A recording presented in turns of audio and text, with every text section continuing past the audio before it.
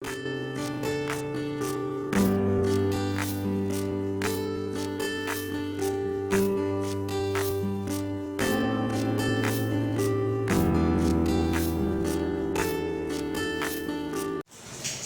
warahmatullahi wabarakatuh. Selamat pagi.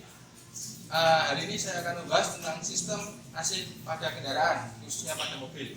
Sistem AC itu apakah sistem AC itu? Sistem AC adalah sistem pengondisian udara. Jadi maksudnya adalah jika di dalam mobil itu suhunya panas, maka suhu akan didinginkan agar si pengendara mendapatkan kenyamanan dalam berkendara. Tetapi jika suhunya terlalu dingin, maka suhu akan dinaikkan dengan cara memberikan kehangatan pada pengendara di dalam kendaraan di situ, sehingga pengendara merasa nyaman di dalam berkendara. Bagaimana cara kerjanya? Terus komponennya apa aja? Mari kita lihat komponennya di kendaraan ini. Pertama komponennya adalah kompresor. Kompresor ini fungsinya adalah mengkompresikan refrigeran atau freon yang ada di dalam sistem AC tersebut. Di sini ada dua katup D atau S. Kalau misalnya tidak ditemukan tulisan D atau S, biasanya tulisan katupnya adalah H dan L. H itu untuk high, yang L itu untuk low.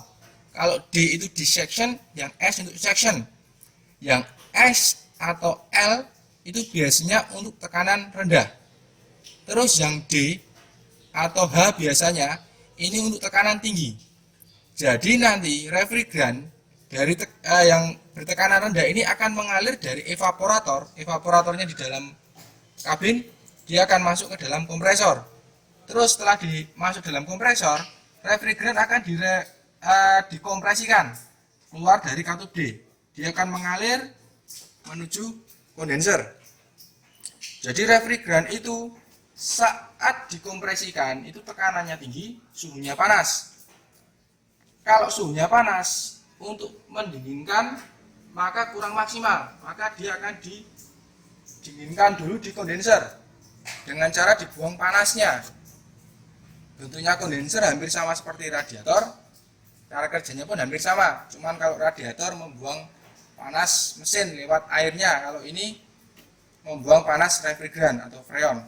Dengan cara ya dilewatkan ke pipa-pipa kondenser ini, terus ada sirip-siripnya ini yang nanti akan dihembuskan oleh udara.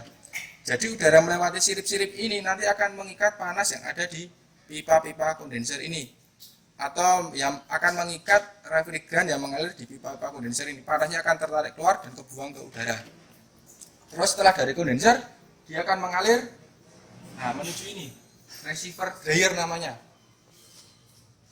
Ini fungsinya untuk menyaring kotoran dan memisahkan uap air. Jadi refrigeran setelah panasnya dibuang di kondenser, dia akan keluar dalam wujud cair, mengalir akan masuk ke dalam receiver dryer.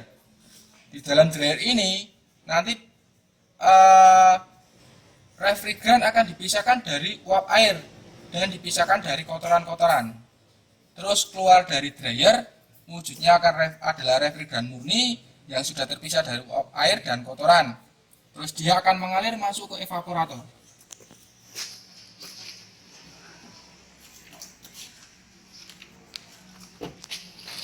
Nah, ini evaporator yang di bawahnya adalah katup ekspansi.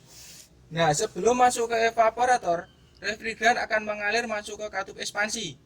Nah, di katup ekspansi ini fungsinya adalah untuk merubah refrigeran cair menjadi kabut atau mengkabutkan, supaya refrigeran yang mengalir di evaporator nanti kalau wujudnya sudah berubah jadi gas dapat menyerap panas yang melewati sirip-sirip pin evaporator ini. Jadi nanti di evaporator ini terjadinya peristiwa kondensasi atau perubahan uap udara menjadi cair karena uap udara yang kehilangan panasnya akan berubah jadi cair.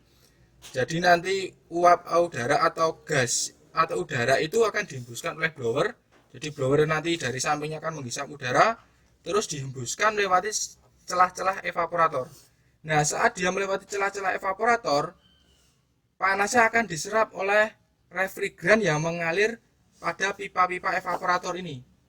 Nah, saat udara tadi kehilangan panasnya, dia akan keluar dalam wujud dingin dan di antara evap ini akan berubah jadi cair atau mengembun di situ.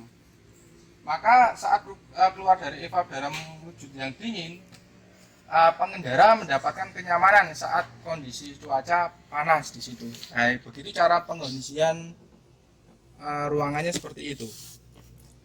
Sekarang kita akan lanjut ke komponen yang namanya kompresor. Komponennya di dalamnya ada apa aja sih di situ? Kita akan membahasnya setelah ini.